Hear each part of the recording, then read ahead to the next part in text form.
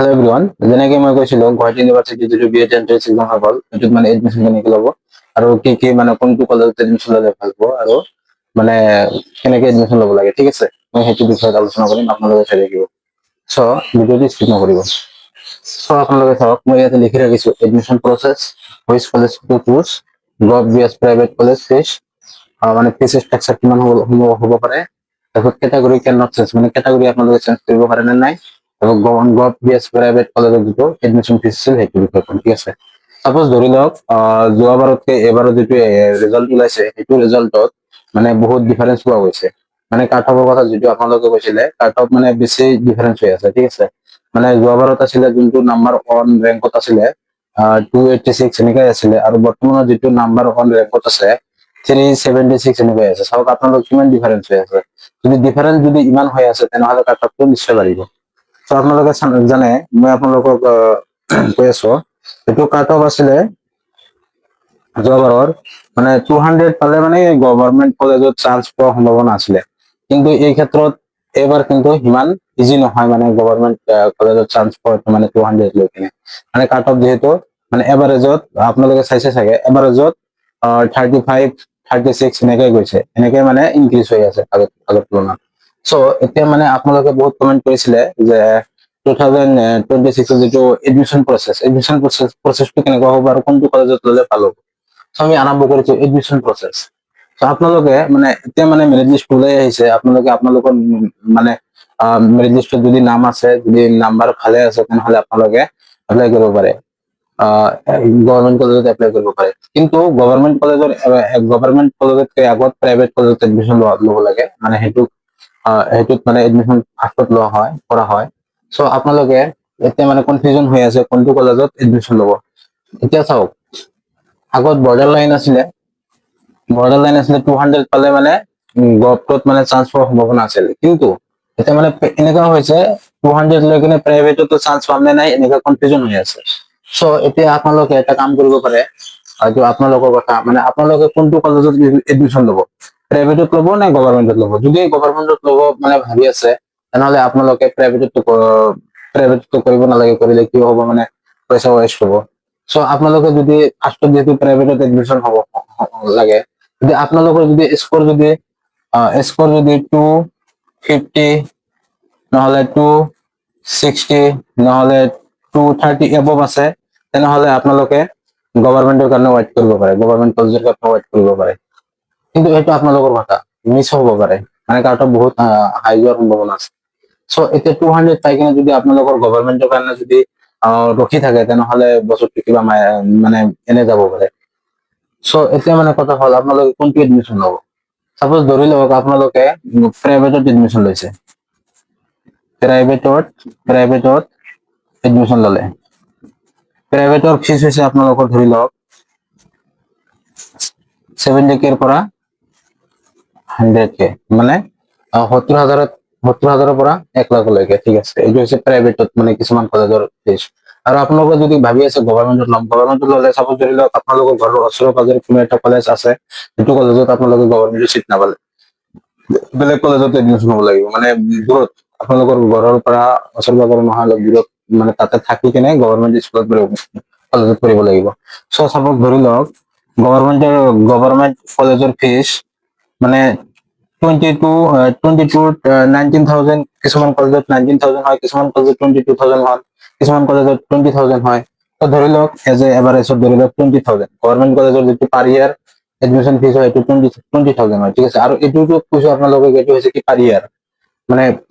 গোটেই ইয়াৰত এনেকে দিব লাগে। পাৰ ইয়াৰত ধৰি লওক 20,000 এটা কলেজত হয়, তেনেহ'লে আনটো কলেজত মানে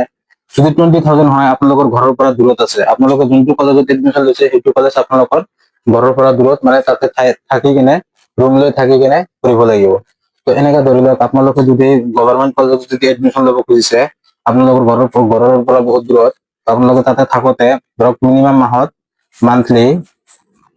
মান্থলি মিনিমাম ধৰি লওক 6K, মানে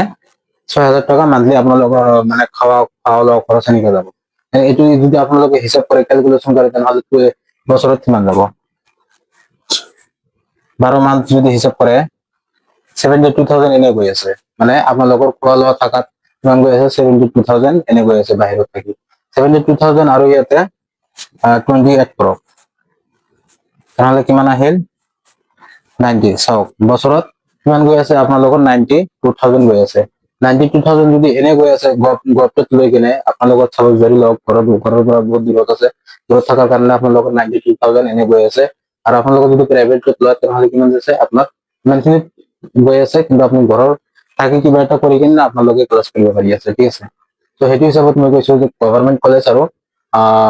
প্ৰাইভেট কলেজৰ যিটো ডিফাৰেন্স কৈ আছো আকৌ যদি আপোনালোকে যদি এইটো ভাবিছে নহয় মোৰ ঘৰৰ ওচৰত গভ কলেজ আছে মই সেইটো কলেজত এডমিশ্যন ল'ম মোৰ মানে সেইটো কলেজত পোৱাৰ সম্ভাৱনা আছে তেনেহলে আপোনালোকে ৰখি থাকিব পাৰে গভ এডমিশ্যন লৈকে ঠিক আছে এইখিনি হ'ল আমাৰ এডমিশ্যনৰ যিটো কথা আছিলে এডমিশ্যনৰ কথা তাৰপিছত আপোনালোকক কৈ আছো আপোনালোকে কোনটো কলেজ চুজ কৰিব এইটো আপোনালোকে চুজ কৰিব এইটো আপোনালোকৰ কথা এইটো মই কোৱা কথা নহয় বেলেগে ক'ব নোৱাৰিব মানে এইটো আপোনালোকৰ ডিচাইড আপোনালোকেহে ডিচাইড কৰিব পাৰিব আপোনালোকে কোনটো কলেজত এডমিশ্যন ল'ব চ'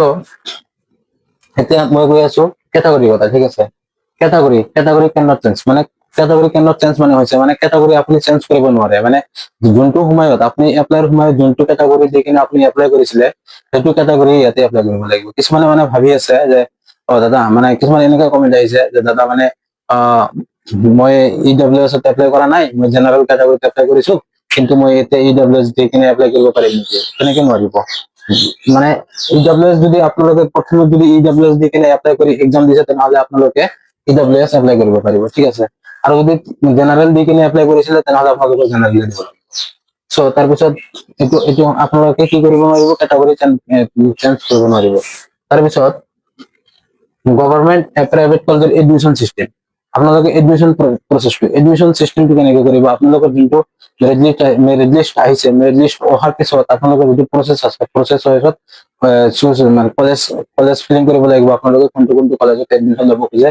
আপোনালোকে কলেজ এনেকে ফিল কৰি আপোনালোকৰ এডমিশ্যনৰ ডেট দিয়া হ'ব এডমিশ্যনৰ ডেটত আপোনালোকৰ এডমিশ্যন হ'ব লাগিব কিন্তু সেই এডমিশ্যনৰ সময়ত আপোনালোকে ডকুমেণ্টছ হেৰি নাথাকিব ঠিক আছে সব ডকুমেণ্টছ লৈ যাব কিয়নো মানে আপোনালোকে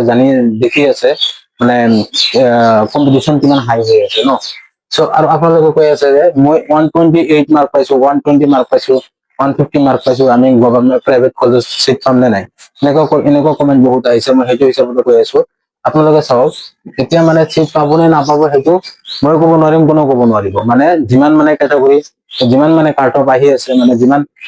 ষ্টুডেণ্টৰ মানে মেৰিট লিষ্ট আহি আছে আপোনালোকে চাই আছে নিশ্চয় মানে কাট অফ কিমান যাব তো সেইটো ডিচাইড কৰিব কলেজৰ ওপৰত সাপোজ ধৰি লওক আপোনাৰ 120 মাৰ্ক আহিছে সাপোজ ধৰি লওক আপোনাৰ 120 মাৰ্ক আহিছে ঠিক আছে 120 মাৰ্ক আহিছে কিন্তু আপুনি যোনটো কলেজত এডমিশ্যন লৈছে যোনটো কলেজত এডমিশ্যন ল'বৰ কাৰণে এপ্লাই কৰিছে সেইটো কলেজত আপোনাৰ 120 মাৰ্ক যোনটো আছে সেইটো আপোনাৰে ফাৰ্ষ্ট বেলেগে এপ্লাই কৰা নাই কিন্তু আপোনাৰ যোনটো 120 মাৰ্ক প্ৰাইভেটৰ কাৰণে এপ্লাই কৰিছে কিন্তু আপুনি চিটটো পাই যাব কিয় আপোনাৰ ওপৰত যিমান আপোনাৰ প্ৰাইভেটত আপুনি যোনটো কলেজত এডমিশ্যন কৰি এপ্লাই কৰিছে সেইটো কলেজত আৰু বেলেগে এপ্লাই কৰা নাই সেইকাৰণে কৈছো যে আপোনালোকে 120 পালেও আপোনালোকে প্ৰাইভেট কলেজত এপ্লাই কৰিব পাৰে তাৰপিছত 120 ডাউনত পালেও 100 পালেও আপোনালোকে প্ৰাইভেট কলেজত এপ্লাই কৰিব পাৰে সেইটো চুজ মানে ডিচাইড কৰিব কলেজৰ পৰা যিটো মেৰিট লিষ্ট আহিব সেইটো মেৰিট লিষ্টৰ ওপৰত ডিচাইড কৰিব আৰু আপোনালোকে এনেকে কৈ আছে দাদা মেৰিট লিষ্ট আৰু ওলাব নেকি নহয় গুৱাহাটী ইউনিভাৰ্চিটিৰ পৰা মেৰিট লিষ্ট যোনটো ওলাইছে এটাই থাকিব আৰু যদি আপোনালোকে এনে ভাবি আছে নহয় মেৰিট লিষ্ট ওলাব কিন্তু আপোনালোকে যোনটো কলেজত এপ্লাই কৰিব সেইটো কলেজৰ পৰাহে ওলাব আৰু গভৰ্ণমেণ্ট গুৱাহাটী ইউনিভাৰ্চিটিৰ পৰা আৰু দ্বিতীয়বাৰ কোনো ধৰণৰ মেৰিট লিষ্ট নোলায় যেতিয়া আপোনালোকে কাউন্সিলিং ফিলিং কৰিব তেতিয়া আপোনালোকে যোনটো কলেজত ফিলিং কৰিব সেইটো কলেজৰ পৰা লিষ্ট প্ৰভাইড কৰিব সেইটোত আপোনালোকে চাব পাৰে আপোনালোকৰ নাম আছে নে নাই যদি আপোনালোকৰ নাম থাকে তেনেহলে আপোনালোকে ধুনীয়াকে এডমিশ্যন ল'ব পাৰে আৰু আপোনালোকে কি কৰিব মোৰ থিংকিঙত কৈ আছে আপোনালোকে কিছুমান 120 পাইছে মোক কমেণ্ট কৰিছে বহুতে 120 পাইছো দাদা মানে এপ্লাই কৰিম নে নাই বা এপ্লাই কৰিলে চিট পাম নে নাই ST category general category EWS category তাৰপিছত OBC কেটাগৰী তো আপোনালোকক এটা কথা কৈ আছো আপোনালোকে এপ্লাই কৰক এপ্লাই কৰিলে কিজানি আপোনালোকৰ চান্স থাকিব পাৰে এডমিশ্যন পোৱাৰ কাৰণে আৰু যোনে মানে কৈ আছে দাদা মোৰ এবাৰ নহ'ব ক্লিয়াৰ নহ'ব আপোনালোকে টেনশ্যন কৰিব নালাগে এইটো এটা জাষ্ট এক্সাম এইটো বেলেগ কিছু নহয় তো আপোনালোকে কি কৰিব অহাবাৰৰ কাৰণে নেক্সট ভালকে ট্ৰাই কৰক ভালকে কৰি থাকক নহলে আৰু সন্মুখত বহুত এক্সাম আছে যেনেকে ADARI আছে APSC আছে আপোনালোকে সেইবিলাকৰ কাৰণে প্ৰিপাৰেশ্যন কৰিব পাৰে, টাইম ৱেষ্ট নকৰাকে, এইবিলাক টেনশ্যন নকৰাকে। চ' আজিৰ ভিডিঅ'টো ইমানখিনিয়ে। যদি ভাল লাগে তেনেহ'লে ভিডিঅ'টো লাইক কৰিব, কমেণ্ট কৰিব, শ্বেয়াৰ কৰিব। Thank U.